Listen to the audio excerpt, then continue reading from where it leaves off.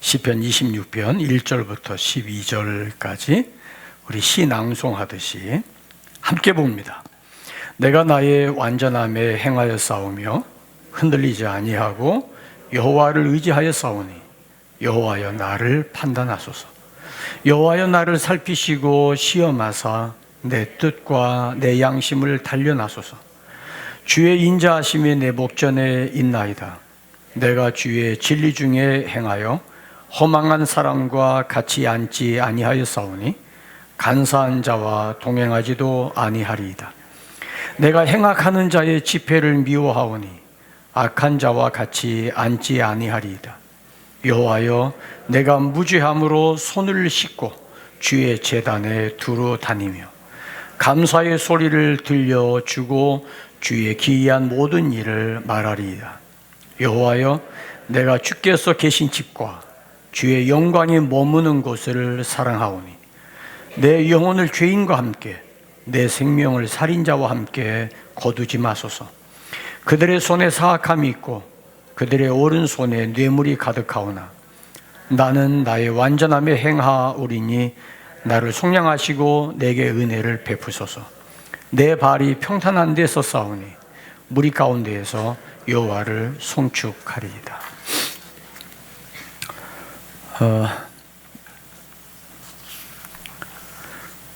한국경제신문의 송종현 논설위원이 지난 10월 9일 한글날 업의 본질이라는 제하에 글이 하나 게재가 되었습니다. 업, 직업, 사업, 업의 본질이 뭐냐 하는 거죠. 그러면서 이건희 삼성회장의 일화를 소개를 했습니다. 80년대 후반에 신라호텔의 한 임원을 만나서 이런 질문을 했다고 합니다. 호텔업이 무엇이라고 생각하세요? 호텔업이 무엇이라고 생각하세요? 우리는 가끔 이런 질문을 받으면 당황해요. 너무 뻔한 질문이기 때문에. 그래서 그 임원이 서슴지 않고 대답을 했답니다. 서비스업이라고 생각합니다. 호텔업이 서비스업, 직종으로 보면 그러겠죠. 그랬더니 이건희 회장이 그러더래요. 다시 한번 생각해 보라고. 이 신라호텔 임원이 그 이야기를 듣고 고민을 한 거예요. 그래서 세계 유수한 호텔들을 연구하고 조사를 시작했습니다. 이 호텔을 창업한 사람이 무엇 때문에 했는지, 그리고 어떤 정신으로 호텔을 경영하는지 연구하다가 뜻밖의 발견한 것이 호텔이 서비스업이 아니더라는 거죠. 입지에 따라 성패가 갈리고 새 시설로 손님을 끌어들여야 하기 때문에 부동산업과 장치 산업에 가깝다는 것을 발견하고 이건희 회장에게 그 이야기를 했대요. 그랬더니 그때서 고개를 끄덕끄덕 하더랍니다. 이건희 회장은 평소에 업의 본질을 모르면 어떤 결정을 내리지 않는 습관이 있었다고 그럽니다. 업의 본질을 모르면 어떤 일도 시행하지 않았다는 거예요. 스티브 잡스가 사업의 본질은 열정을 가진 사람들이 세상을 더 나은 곳으로 만들어 가는 것. 열정을 가진 사람들이 세상을 더 나은 곳으로 만들어 가는 것. 아마존이라고 그러면 세계적인 유통업체가 되었죠. 최고 경영자, 창업자이면서 최고 경영자인 제프리 프레스톤 베조스라고 하는 사람이 업의 본질에 대해서 이렇게 이야기했습니다. 10년, 20년 뒤에도 변하지 않을 빅 아이디어를 포착해서 실현하는 것. 10년, 20년이 지나도 변하지 않을 빅 아이디어를 포착해서 실현하는 것. 다시 말하면 더 깐깐하게 좋은 상품을 발굴하고 좋은 가격을 받고 파는 것이 사업의 본질이다라는 거죠. 돈 버는 게 아니라, 돈 버는 것이 사업의 본질이 아니라는 거예요. 돈 버는 것을 사업의 본질로 삼으면 오래 가지 않습니다. 그렇다면 신앙의 본질은 뭡니까? 오늘 제가 질문하고자 하는 것은, 사업하는 사람이 사업의 본질을 묻는다면, 그렇다면 우리의 신앙의 본질은 무엇인가? 여러분들은 신앙의 본질이 무엇이라고 생각하세요? 내 신앙의 본질은 무엇입니까? 오늘 읽은 시편 26편, 그 뒤에 나오는 27편은 다윗에게 있어서 신앙의 본질이 무엇인가를 표현하는 대표적인 시입니다. 시편 26편에서 다윗은 완전함이라고 하는 주제를 가지고 하나님 앞에 고백을 합니다. 그리고 27편에서는 신뢰를 가지고 고백을 하는데, 완전함과 신뢰의 중심에는 하나님이 계세요. 하나님께서 계획하신 완전함, 하나님께서 계획하신 신뢰, 거기를 향한 우리의 신앙적 결단과 태도, 그게 바로 신앙의 본질입니다. 다윗은 구약의 사람이고 왕이었던 사람이에요. 근데 다윗의 시편을 읽어보면 한결같이 다윗은 오로지 하나님에게 목숨을 건 사람이었어요. 한 나라의 왕으로서 자기의 명령 한마디면 나라가 움직이고 주변 국가들이 긴장하는 역사의 중심에 섰던 다윗이 그의 모든 사고와 그의 모든 행동과 그의 모든 삶의 태도를 대통령으로서, 왕으로서 자기 중심이 아니라 나를 이 자리에 있게 하신, 그리고 하나님의 나라, 하나님의 백성들, 아브라함의 자손들을 통치하게 하신 그 하나님을 향한 왕으로서 자기의 태도, 자기의 시면의 본질을 놓치지 않았던 겁니다. 이 부분을 잘 보여준 성경이 다 그렇지만 데살로니가 교회를 보면 어쩌면 그렇게 다윗의 신앙과 일치하는지 몰라요. 데살로니가 1장을 한번 가보겠습니다. 데살로니가 전서 1장을 봅니다.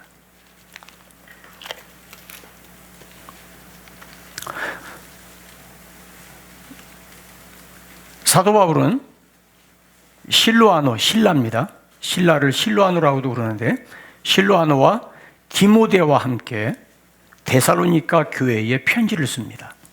데살로니가 전서에서 편지를 쓰면서 사도 바울을 통해서 세워진 주님의 교회에 대한 애정은 다 똑같아요.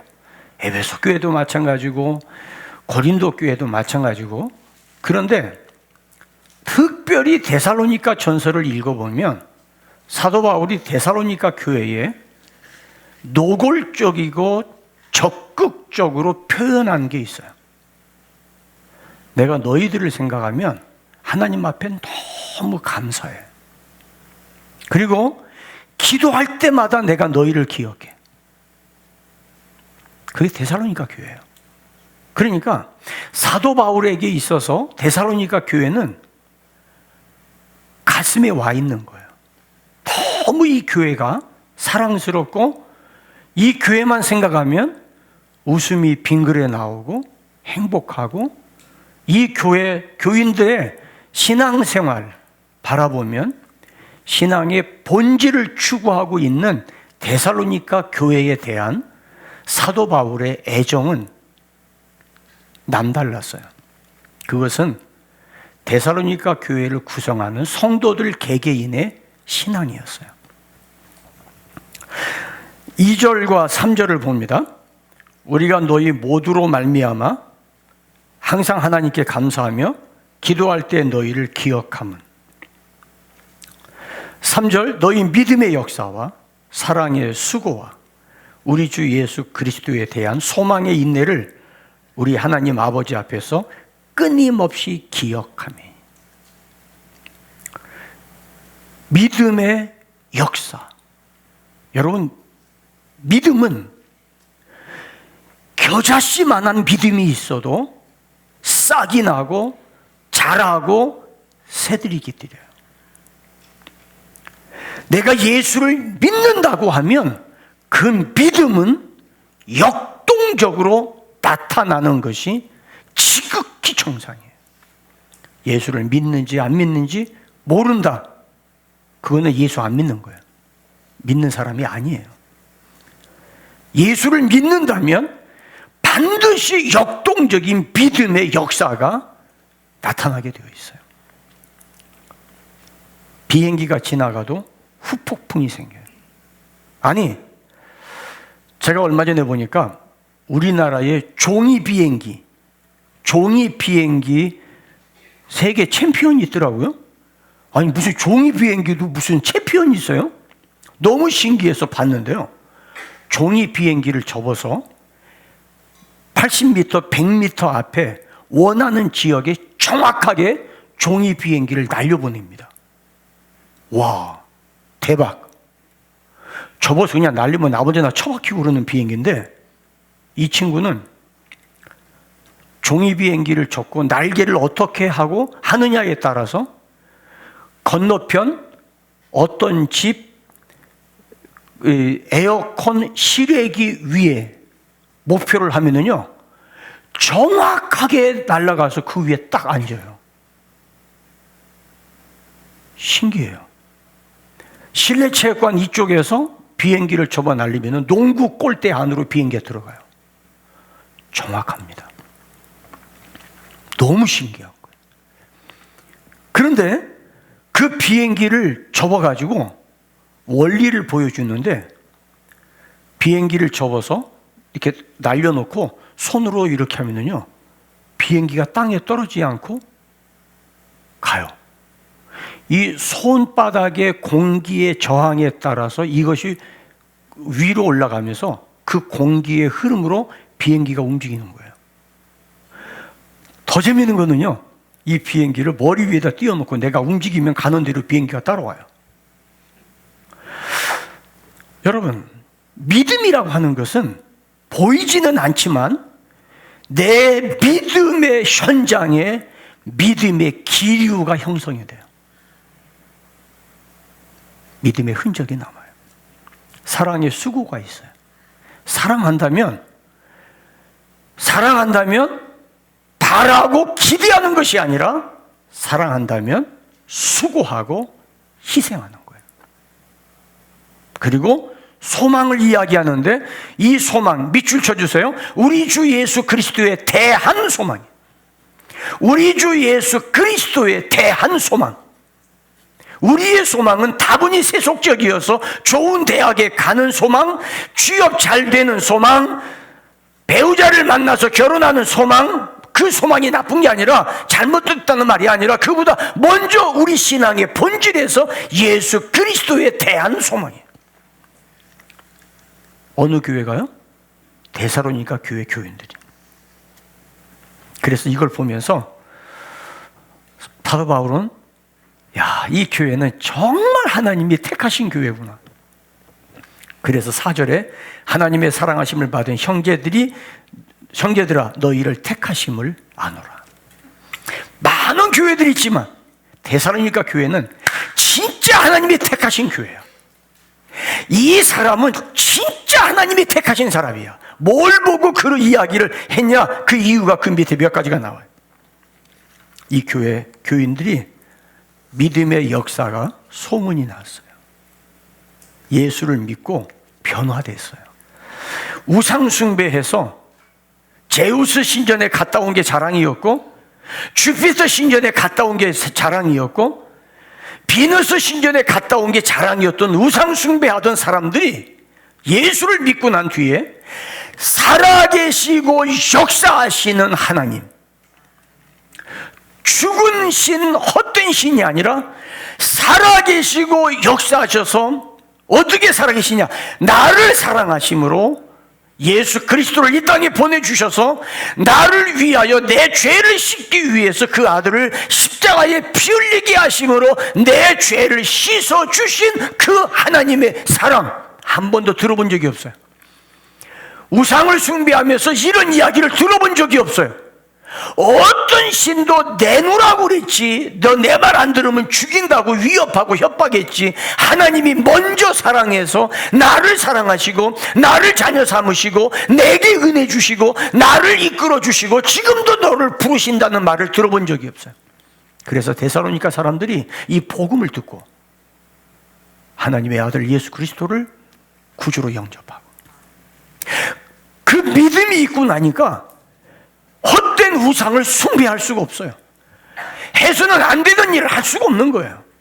그 예수를 믿고 나를 그 죄악 가운데서 건져주셨다, 이 앞에 그냥 아무 생각 없이 아멘으로 받아들인 게 아니라, 나를 죄악 가운데서 건져주셨다면, 나를 씻어주셨다면, 나를 새롭게 하셨다면, 나를 거듭나게 하셨다면, 나를 새 사람 만들었다면 옛날처럼 살 수 없지. 다르게 살아야지. 어제와 같은 삶을 살아서는 안 되지. 이것이 믿음의 역사를 가져오게 한 거예요. 그것이 데살로니가 교회 교인이었어요. 그래서 하나님이 너희를 택하심을 내가 안다. 정말 택함받은 사람은 예수를 믿고 난 뒤에 그의 삶에 나를 사랑하사 구원하신 하나님의 사랑과 그 은혜 앞에 감격이 있고 반응이 있고 변화가 있어요. 여러분들은 어떻습니까? 예수 믿고 나의 삶에 무엇이 달라졌습니까? 나를 위해 예수님이 십자가에 죽으시고 나를 구원하신 하나님의 그 엄청난 그 사랑 앞에 나는, 내 믿음의 고백에는 어떤 역사가 내 삶의 주변에 변화를 일으킵니까?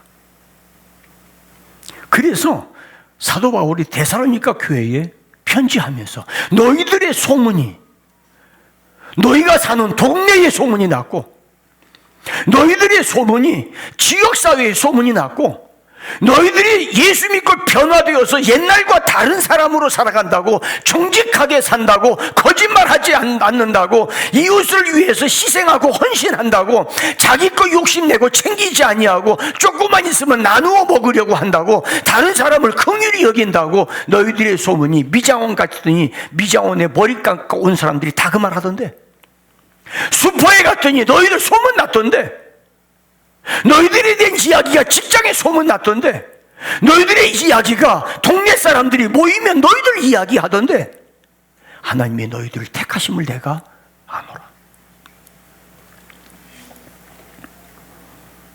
9절입니다. 1장 9절. 그들이 우리에 대하여 스스로 말하기를 우리가 어떻게 너희 가운데 들어갔는지와 너희가 어떻게 우상을 버리고 하나님께로 돌아와서 살아계시고 참되신 하나님을 섬기는지, 버리고 헛된 것을 버리고 하나님께 돌아와서 하나님을 어떻게 섬기는지, 어떻게 사랑의 수고를 했는지, 어떻게 믿음의 역사가 나타났는지, 그 다음에 중요한 것 10절 중간, 하늘로부터 강림하실 것을 너희가 어떻게 기다리는지, 예수님의 다시 오심을 어떻게 기다리는지. 다시 말하면 예수님이 다시 오실 것을 기다린다고 말은 하는데, 주님이 오실 것을 믿는다고 말을 하는데 어떻게 기다리고 있는지.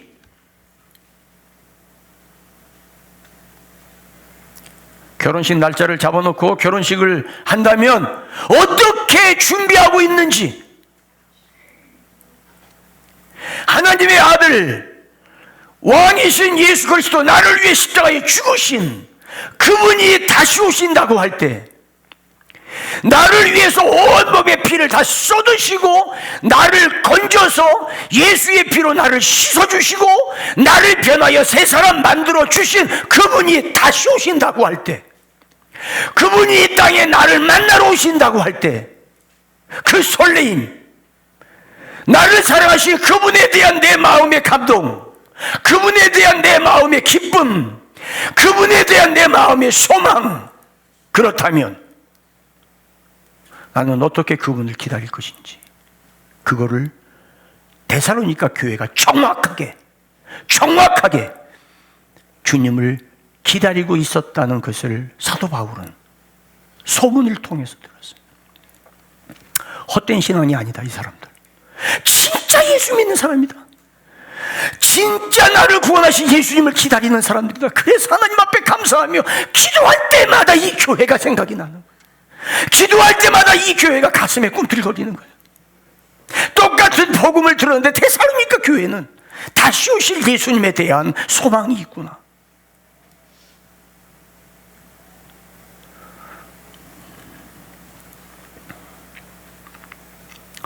(50년) 전에 같이 신앙생활했던 믿음의 친구들 가운데 목사님 되신 분들이 몇 분 계세요.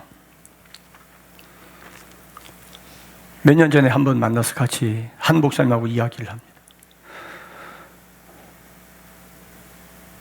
아직도 종말론에 관심이 있냐고 그러더라고요. 제가 순간 현기증이 났어요. 아직도라니요. 예수님의 다시 오심, 하나님의 나라가 이루어짐, 그것이 우리의 목적이고 그것 때문에 오늘 내가 신앙생활 하는 건데 아직도라니?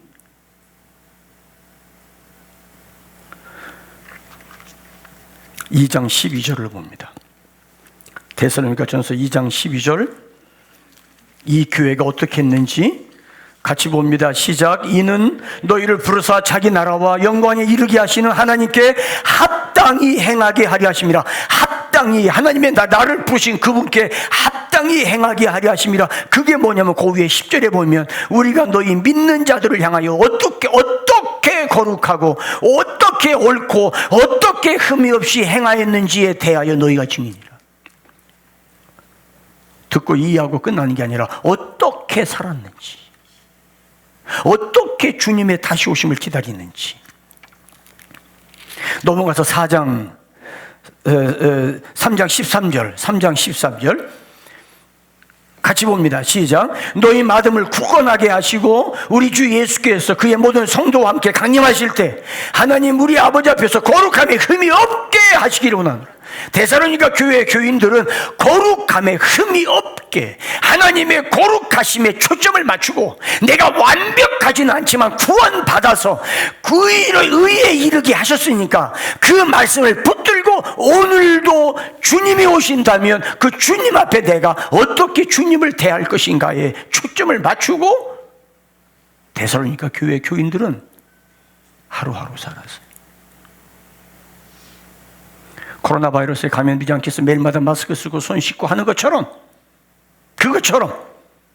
그렇게 하는 것처럼, 매일 그렇게 관심 갖는 것처럼, 사람들이 모이는 곳에 가면 혹시 감염될지 몰라서 다시 마스크 끈 조이고 다시 사람들과 거리를 두고 그러면서 나를 지키듯이 예수님이 다시 오실 그날을 기다린다고 하면, 주님이 만약에 지금 이 자리에서 오신다면 내가 어떻게 주님을 맞이할 것인지, 있어야 할 자리와 있어서는 안 될 자리를 구별하고 해야 할 일과 해서는 안 될 일을 구별하고 다시 오실 주님 앞에 내가 무엇을 어떻게 행하여야 할지, 고린도 교회 교인들은 신앙의 본질을 붙들고 살았던 거예요. 4장 3절입니다. 하나님의 뜻은 이것이니 너희의 거룩함이라. 왜?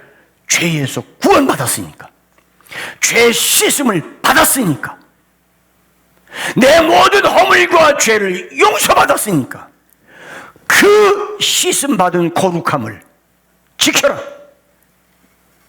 반드시 지켜라.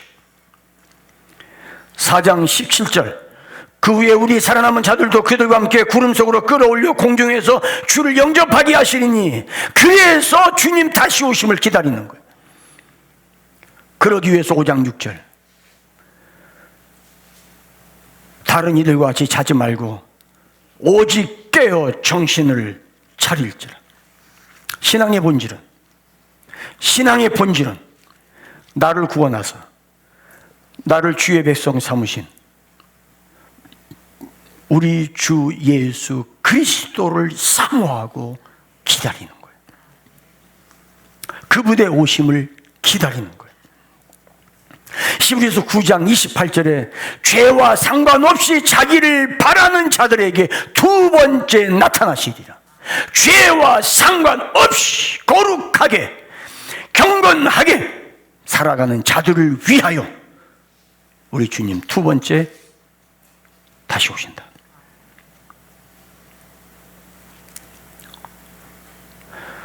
그 모습이 시편 26편에 오롯이 기록이 되어 있습니다. 다윗은 데살로니가 교회 성도들이 지켰던 그 신앙을 시편 26편에 보면 다윗이 어쩌면 마치 데살로니가 교회 교인인 것처럼 구약시대였는데, 예수님 오시기 전이었는데 다윗은 그렇게 살았어요. 시편 26편으로 들어갑니다. 첫 번째, 다윗은 하나님 앞에 온전함을 추구하는 태도로 살았어요. 우리가 본받아야 될 다윗의 신앙, 데살로니가 교회와 더불어 다윗에게서 닮아야 될 신앙, 온전함에 초점을 맞추고 살았던 거예요. 1절과 2절을 봅니다. 내가 나의 완전함에 행하여 싸우며 흔들리지 아니하고 여호와를 의지하여 싸우니 여호와여 나를 판단하소서. 여호와여 나를 살피시고 시험하사 내 뜻과 내 양심을 단련하소서. 우리가 여기 이 말씀에서 자칫하면 속기 쉬운 부분이 내가 나의 완전함에 행하여 싸우며, 이 부분이에요. 이 말은 다시 말하면은 내가 결백하게 아무 흠 없이 완벽했다, 이 말이 아니라, 이 단어의 의미가 아니라, 다윗은 하나님의 거룩하심, 하나님의 온전하심을 바라보고 내 모든 삶의 초점이 거기에 있었다는 말이에요. 그것 때문에, 그거를 바라보기 때문에 흔들리지 않고. 얼마나 많은 유혹이 있어요. 믿음을 떠나 세상의 유혹에 빠져서 세상의 짜릿하고 달콤한 맛에 길들여지려고 세상 사람들에 의해서 나를 흔들고 나를 넘어뜨리고 사망의 음침한 골짜기를 밀어넣고 파멸과 멸망의 구렁텅이로 떨어뜨리려고 하는 사탄의 은밀한 유혹이 얼마나 많아요. 그래서 다윗은 내가 주님을 바라보고 흔들리지 않으려고 주님께 시선을 고정했습니다.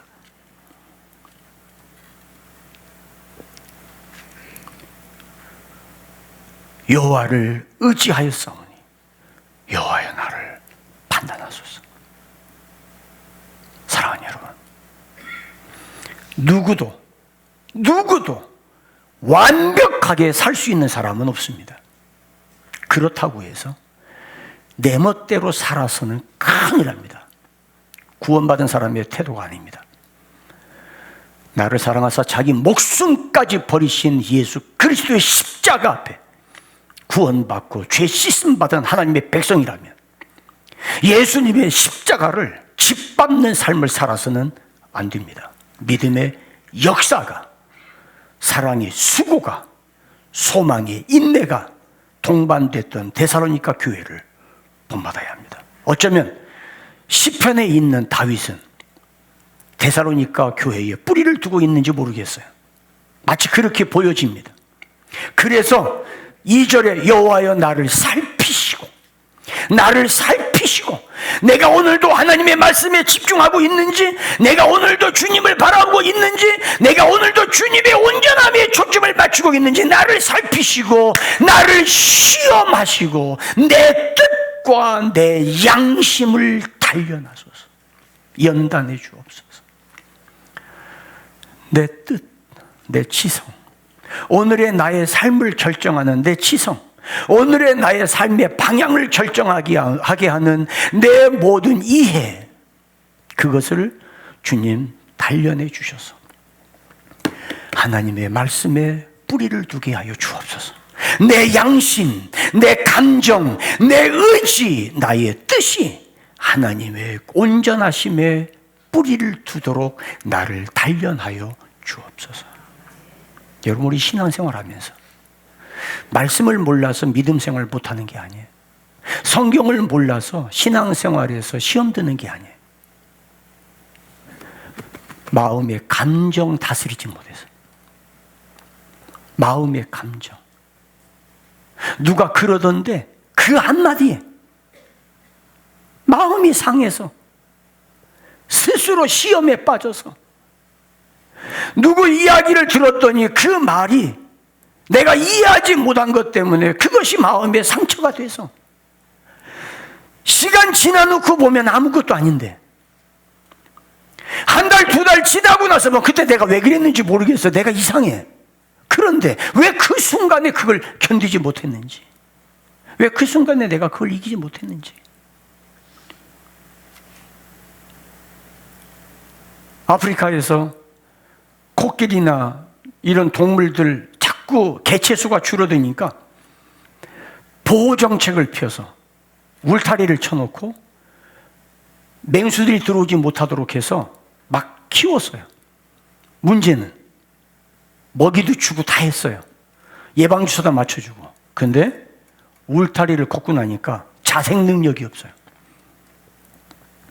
때로는 먹히기도 하면서 약한 거는 소멸되고 강한 게 살아남고 하는 자연의 섭리를 따라야 되는데, 그래서 지금 아프리카에서는 보호정책을 펴지 않습니다. 교회 안에 사람들이 모이다 보니까 상처받고 그것 때문에 시험 들고 안타까워요. 보호하고 싶어. 그러지 않았으면 좋겠어. 말 좀 조심했으면 좋겠어. 그냥 툭툭 던지는 말, 자기는 아무 생각 없이 말하지만 그 말 때문에 시험받고 상처받는 사람이 너무 많아. 그런데 그 상처 은혜 안에서 치료받고 말씀으로 치료받으면서 스스로 하나님의 은혜 안에서 내가 치료받아요. 그러면서 내가 강해져요. 하나님의 은혜 안에, 하나님의 사랑 안에 주여 나를 단련하소서. 그래서 마음은 은혜로서 굳게 함이 아름답고, 우리 마음이 은혜에 잠기면 벼락 떨어지는 소리 들어도 씩 웃고 지나가요. 은혜가 떨어지면 위로해 주는 말도 상처가 될 때가 있어요. 이해되십니까? 집에서 애완견 키우시는 분들 얼마나 이뻐요. 사실 솔직하게 고백하지만 저도 예쁜 개 있으면 키우고 싶어요. 그런데 왼수가 집 하나 있다고 제 아내가 극구 반대야. 옛날에 개 키울 때 똥도 한번 안 치우면서 무슨 자격이 있어서 개 키우려고 하냐고. 그래서 그냥 여러분, 개가 집에 들어가면 꼬리 흔들고 쫓아다니고 얼마나 이뻐요. 아무도 나를 반겨주지 않는데 아파트 올라가는 소리만 나면 벌써 개가 짖어요. 우리 어머니 오신다고. 그걸 딸로 입양해가지고 아이고 엄마 왔어. 어쩌다가 개새끼를 낳으셨어?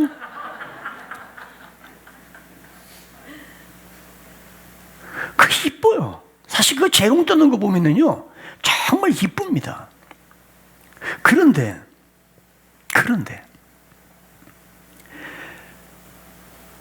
그 개도 내가 감정이 상하거나 마음이 힘들어지면 그 개가 곁에 오는 것도 싫어요. 그래서 발로 뻥 걷어차면 개가 기겁을 합니다. 그때는 엄마가 아니에요. 아줌마예요. 이 아줌마가 왜 나를 발로 차지?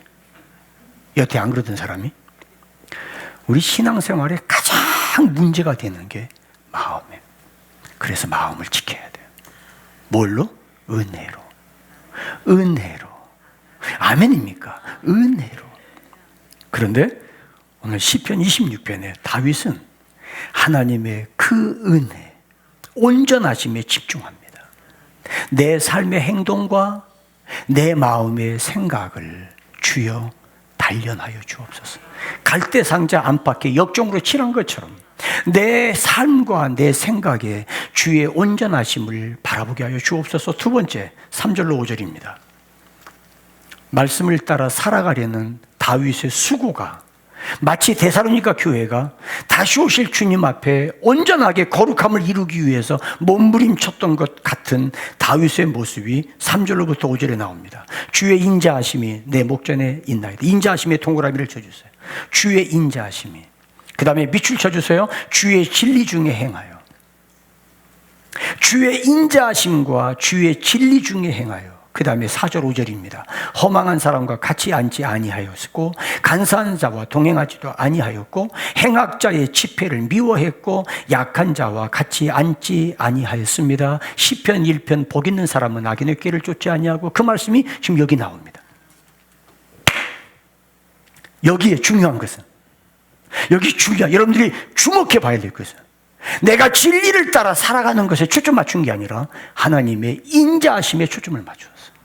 하나님의 인자하심, 헤세드, 하나님의 은혜, 하나님의 자비하심, 하나님의 사랑하심, 거기서부터 진리를 행할 수 있는 힘이 오는 거예요.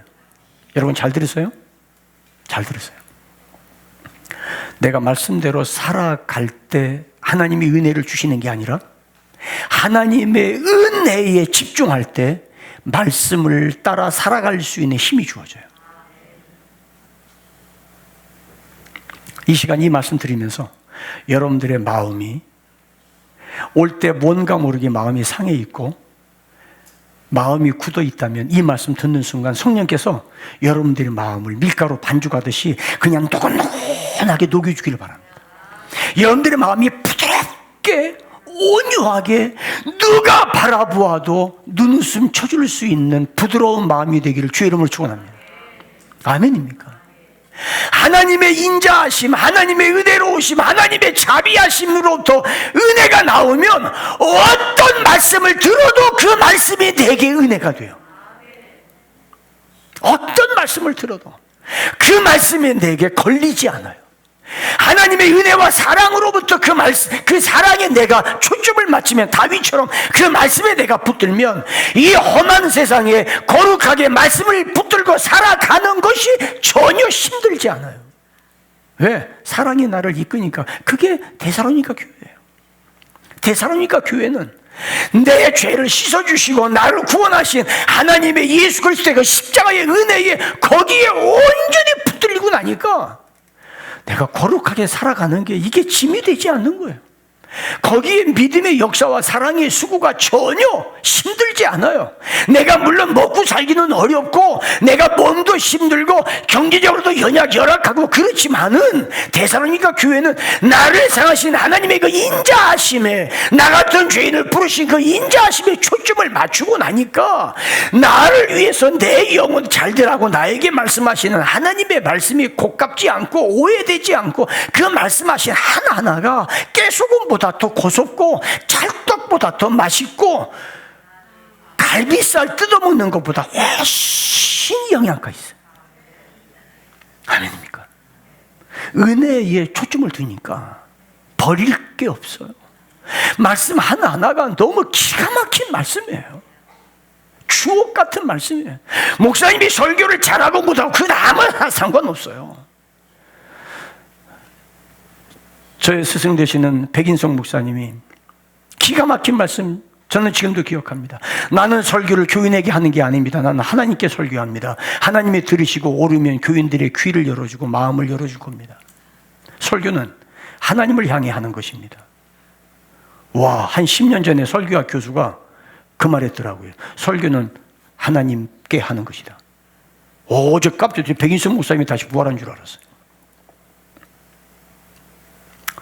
하나님의 인자하심, 하나님의 자비하심, 하나님의 그 사랑에 초점을 맞추고 나니까 주의 말씀, 어떤 말씀도 달고 오묘하고 귀하고 또 들려주세요. 그 말씀 또 듣고 싶어요. 그 말씀 다시 들려주세요.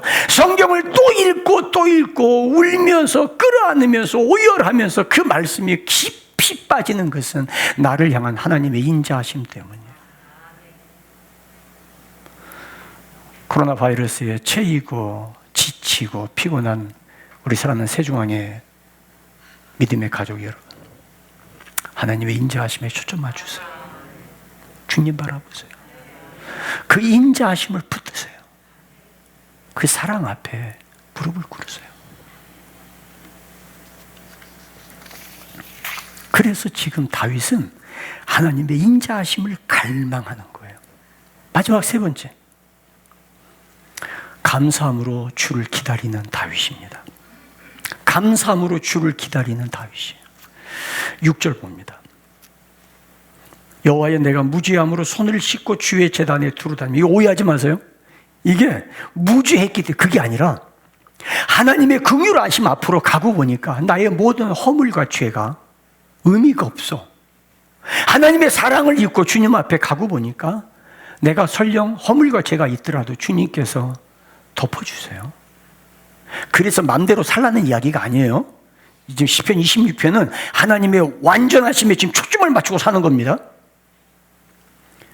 주의 제단에 두루 다니며 하나님의 교회에 두루 다니며 7절, 감사의 소리를 들려주고 주의 기이한 모든 일을 말하리이다. 여호와여, 내가 주께서 계신 집과 주의 영광이 머무는 곳을 사랑하오니. 교회를 사랑하는 거예요. 교회가 너무 좋은 거예요. 내가 하나님의 사랑을 입고 하나님의 인자하심과 그 은혜가 지금도 주의 제단을 통해 내게 흘러오고 보니까 그런 교회가 너무 좋은 거야. 여러분, 이런 은혜가 있기를 주의 이름으로 축원합니다. 아멘입니까? 그래서 9절에 내 영혼을 죄인과 함께 내 생명을 살인자와 함께 거두지 마소서. 나를 구별해 주옵소서. 그들의 손에 사악함이 있고 그들의 오른손에 뇌물이 가득하오나. 이게 같은 이야기예요. 뇌물이 뭐예요? 목적을 위해서 투자하는 거예요. 뭘 바라고 뇌물 주는 거예요. 근데 하나님 앞에서 감사는 뇌물이 아니에요. 나는 나의 완전함에 행하오리니. 이 완전함은 흠이 없는 완전함이 아니라 하나님을 향한 온전함으로 행하오리니 나를 속량하시고. 속량한다는 게 뭐예요? 나의 허물, 나의 실수, 나의 죄를 속량하시고 여전히 내게 은혜를 베푸소서. 아멘, 아멘, 아멘, 아멘, 아멘, 아멘. 내 발이 평탄한 데 섰사오니 무리 가운데서 여호와를 송축하리이다. 예배하는 공동체, 감사하는 공동체, 하나님의 사랑에 주목하는 공동체, 그 안에서 내가 여호와를 송축하고 감사하고 예배하리이다. 그래서 감사는, 다윗에게 감사는, 온 그리스도인들에게 감사는 가장 강력한 믿음의 핵연료입니다. 감사는 가장 강력한 믿음의 핵연료입니다. 한번 따라해 보실까요? 감사는 가장 강력한 믿음의 핵연료다. 이거를 따라할 수 있으면요, 절대 치매 안 걸립니다. 절대 치매 안 걸립니다. 깜박깜박한 거 괜찮아요. 그거는 저도 깜박깜박해요. 죄송하지만 어떨 때는 우리 손주들, 제 이름이 뭐지? 요즘 가끔 그럴 때가 있어요. 이제 초기 증세가 나타나기 시작하는 것 같아요. 근데 이걸 따라할 정도면은요, 안 괜찮아요. 다시 한번, 감사는 가장 강력한 믿음의 핵연료다. 옆 사람 보고 인사합니다. 치매는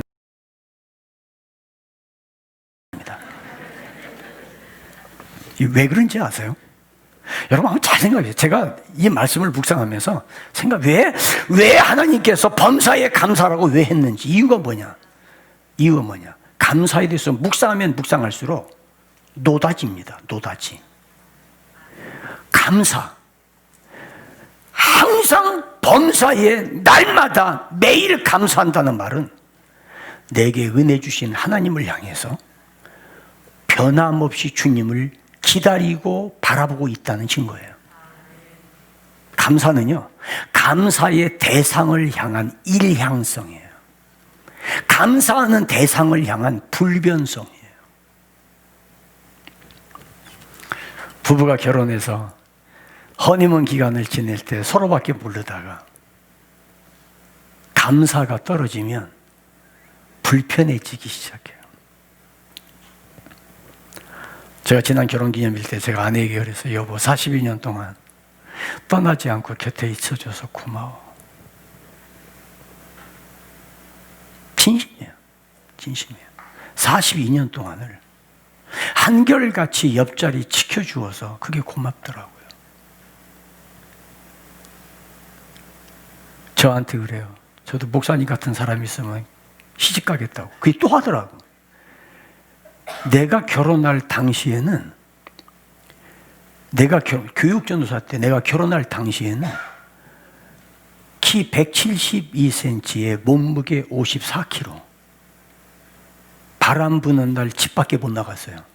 날아갈까봐. 광대뼈 쑥 튀어나오고 눈이 쑥 들어가서 눈동자 만나려면 찌차 타고 1시간 가야 돼. 비싹 말랐어요. 제 별명이 갈비씨예요. 빨래판. 갈비씨. 그런 저였어요. 여름이 제일 싫어요. 뼈가 드러나서. 겨울이 좋아. 옷 입으면은 살쪄 보이거든. 그런 사람이었어요. 결혼은 현재를 보는 게 아니라 미래를 보는 거예요. 미래를 보는 눈이 있다면 못 알 거 없어요. 믿음은 지금을 보는 게 아니라 지금의 위치에서 미래를 보는 거예요.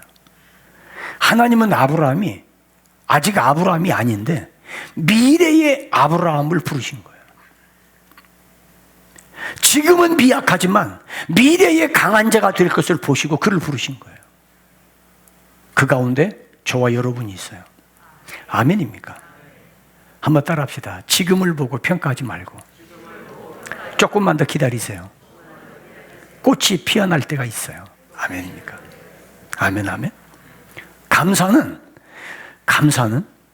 감사가 풍성한 사람은 어떤 유혹에도 흔들리지 않습니다. 남편에게 끊임없이 감사하는 사람은 딴 남자에게 한눈 팔지 않습니다. 아내에게 그렇게 고마워하면 아내 외에 다른 여자에 관심 없어요. 하나님 앞에 감사하는 사람은 어떤 유혹 앞에서 흔들리지 않습니다. 감사한다는 말은 그 감사의 대상에 내 마음이 있다는 얘기예요. 그게 감사예요. 여러분들 마음 어디에 있어요? 이 시간에 여러분들이 흩어졌던 마음이 하나님께로 모아지기를 바랍니다.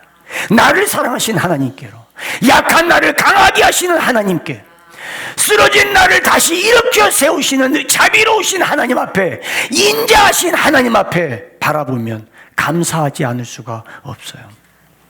감사하는 동안에는 받은 은혜 결코 잊지 않습니다. 감사하는 동안에 결코 받은 은혜 잊지 않습니다. 구원 받은 은혜. 그래서 주님 바라보는 게 6절로 7절이에요. 나의 죄를 씻어서 죄를 없이 하사 성전에 머물게 하신 그 하나님 앞에 감사하게 됩니다. 구원의 은혜로 기이한 일을 감사로 높이고 감사에 집중하는 사람, 받은 은혜와 구원하신 사랑에 대하여 결코 침묵하지 않습니다. 지금은 어렵지만 나 같은 죄인을 사랑하시고 코로나 바이러스 때문에 세상 난리를 치는데도 지금까지 나를 붙드시고 내게 은혜 주시고 나와 함께 하신 하나님의 그 은혜와 그 사랑 앞에 얼마나 감사해요. 집안에 이런저런 어려운 일들 때문에 골치 아프고 복잡하고 마음이 깨어질지라도 그런 나를 사랑하시고 지금도 나를 붙드시고 나와 함께 하시는 그 하나님 앞에 감사해 보세요.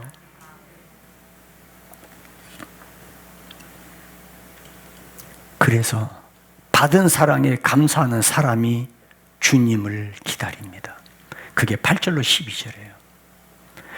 받은 사랑에 감사하는 사람이 나를 사랑하신 주님을 기다려요. 오매불망 주님 기다려요.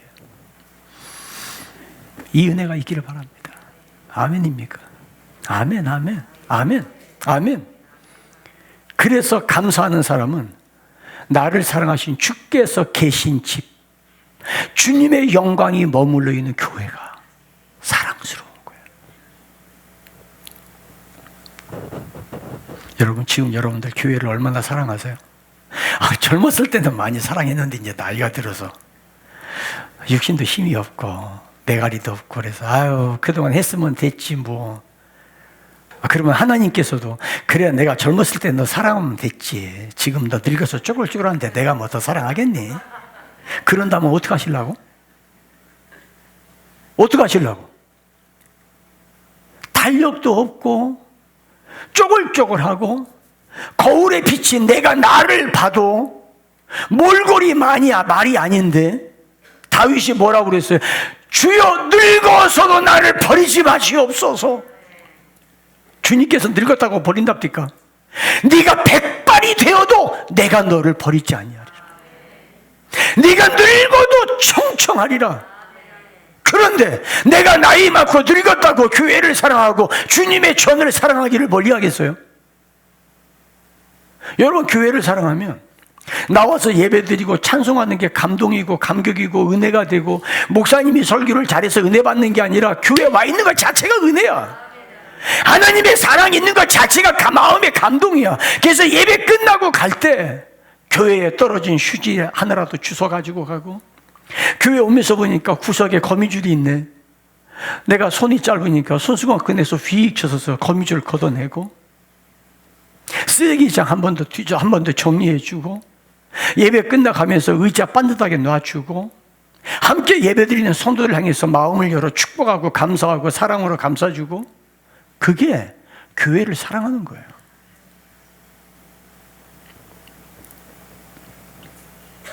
어떤 분이 그러더라고요. 목사님, 교회에서 필요한 거 있으면 언제든지 전화 주세요. 달려가겠습니다. 언제든지. 화단 정리가 필요하다면 언제든지 달려가서 잡초 죄다 뽑겠습니다. 잡초만 뽑으면 좋은데 다른 것까지 뽑을까가 염려는 되지만 그럴 것 같지는 않아요. 여러분, 교회를 사랑한다는 것은 무슨 교회를 건물을 바라보고 그리워라, 그게 아니라 성도들을 향한 그리움과 교회를 향한 따뜻한 마음이에요. 이전 악한 죄에서 떠난 사람들의 거룩한 공동체를 사랑하는 거예요. 거기에 가면 주님의 간섭이 있어요. 거기에 가면 주님의 은혜가 있어요. 다시 오실 주님을 기다리는 사람은 세상 헛된 것 때문에 삶을 낭비하지 않습니다. 세상에서는 가난하지만 하나님 나라에서 만족하기를 갈망합니다. 은혜를 베푸사 주님 앞에 서도록 사랑 안에서 이끌어 주실 것을 사모합니다. 다시 오실 주님을 기다리는 것, 이것이 신앙의 본질이요, 나를 사랑하신 하나님을 갈망하는 것, 이것이 다윗의 신앙의 본질이에요. 빌립보서 3장 20절에 우리의 시민권은 하늘에 있다고 말씀합니다. 여러분, 왜 예수님의 재림에 관심이 없는지 아세요? 왜 예수님의 재림이 가슴에 와닿지 않는지 아세요? 너무 육적으로 살았기 때문에 그래요. 세상적인 것에 너무 집착해서 그래요. 그걸 못 놓는 거예요. 관심이 땅에 있는 것만 집중했지 하늘의 것에 집중하지 않았어.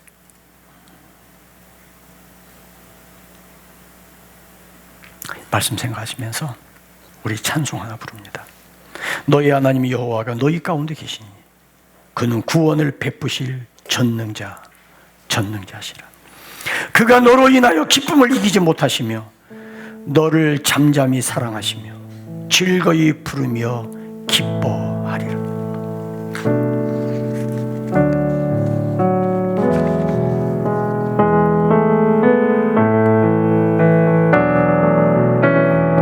너의 하나님 여호와가 너의 가운데 계시니, 우리 마음으로 부릅니다. 그는 구원을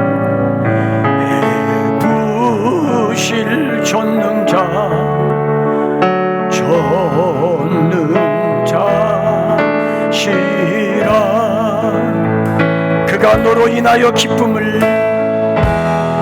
내가 너로 인하여 기쁨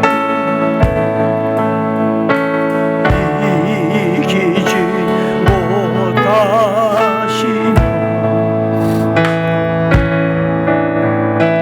너를 장담히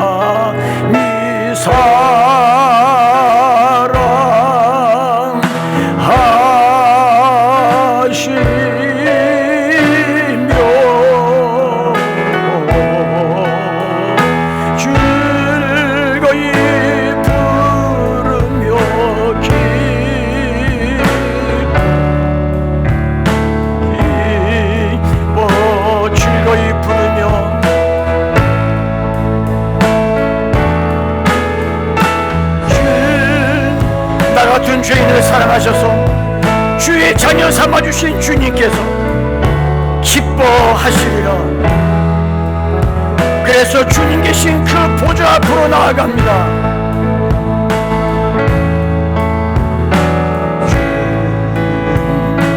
주님 보좌 앞에 나아가 참된 안식과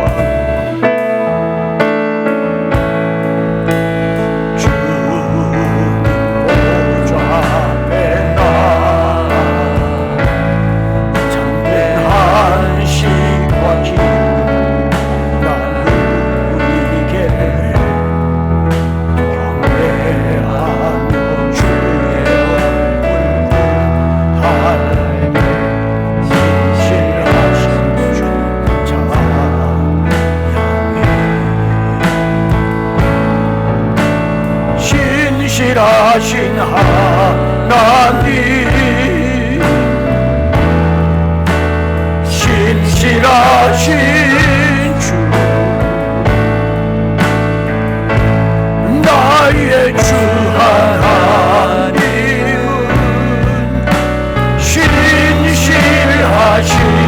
신실하신 하나님, 신실하신 하나님,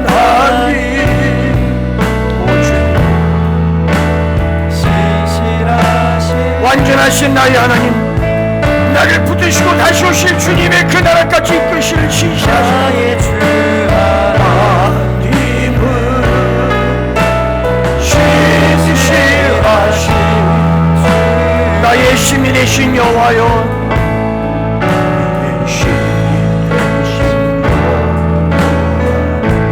내가 주님을 사랑합니다. 오 주여, 내가 주님을 사랑합니다.